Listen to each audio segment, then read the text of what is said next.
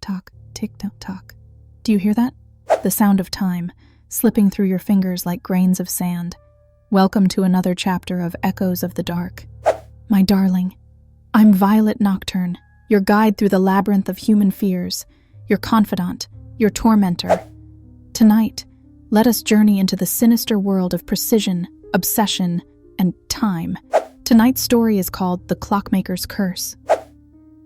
Are you ready? Don't be so sure. Our tale begins in a quaint little workshop, tucked away in a village forgotten by progress.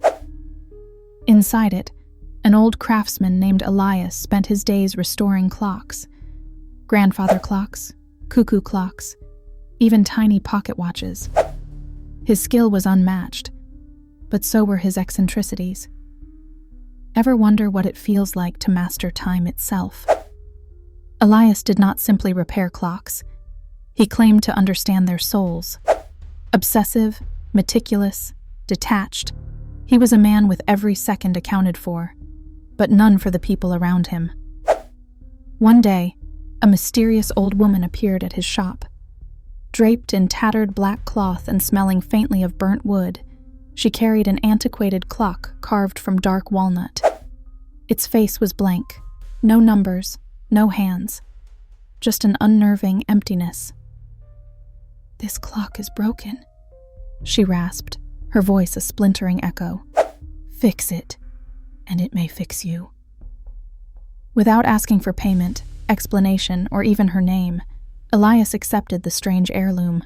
It was irresistible, an enigma he could not ignore. He worked day and night. Days bled into nights, weeks into labyrinthine corridors of time. Unlike ordinary clocks, this one resisted repair. Every screw undone seemed to tighten itself. Every gear Elias tried to polish seemed to corrode under his touch. Yet, as days turned into nights, strange occurrences unfolded. He started hearing faint whispers, as though the gears themselves were conspiring. And then, he noticed something peculiar.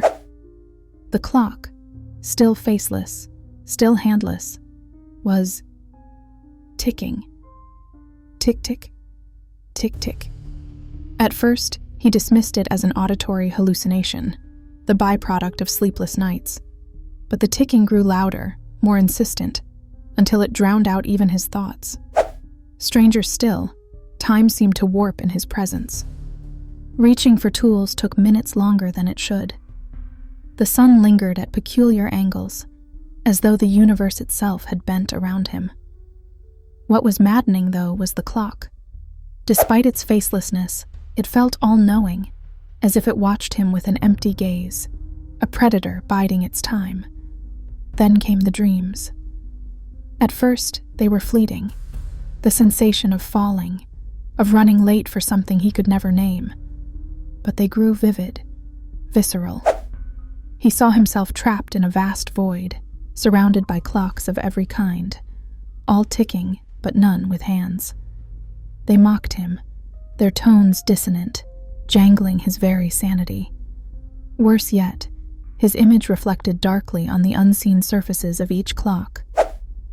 "Fix it, Elias," the whispers called. "Fix yourself."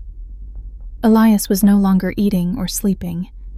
The world outside his shop blurred into static, leaving him entirely absorbed by the faceless clock. His fear now turned to mania. If only he could rearrange its cogs just so. If only he could unlock its hidden rhythms. Perhaps his torment would cease. But, my sweet listener, he wasn't fixing the clock. The clock was fixing him. One fateful night, when the rain hammered on his shop like nails on a coffin, Elias made a final desperate attempt. He removed its back panel, exposing its cavernous gears, and there it was. Instead of machinery, Elias found organs, a pumping, beating heart, tendrils of muscle wound around gear shafts. His muffled scream joined the unholy symphony of the clock's ticking. And then, it all stopped. A deathly silence engulfed the room. Imagine, my dear, being robbed of noise itself. Seconds later, Elias discovered why. In place of his own heartbeat, he now felt an icy stillness. He looked down at his chest, his shaky fingers seeking that vital rhythm, but found none. The old woman's words echoed like a death knell. Fix it, and it may fix you. The faceless clock stood ominously in the moonlight, its tick resumed. But Elias, beaten, broken, was now its prisoner. It had stolen what time he had left. The villagers found his shop empty days later, except for rows upon rows of clocks, each perfectly repaired, each bearing Elias's anguished reflection in its glass face. The faceless clock, however, was gone. So, my dear viewer, what would you do if time hunted you? Tick-tock, tick-tock. It marches on regardless of whether you're ready or not. But don't worry. It's not like a story could truly harm you. Or could it? Remember, the next fleeting moment isn't owed to you, and time, like all predators, knows when to strike. Until next time, sweet dreamers, keep one eye open and your clocks close. I'm Violet Nocturne, and you've just listened to The Clockmaker's Curse.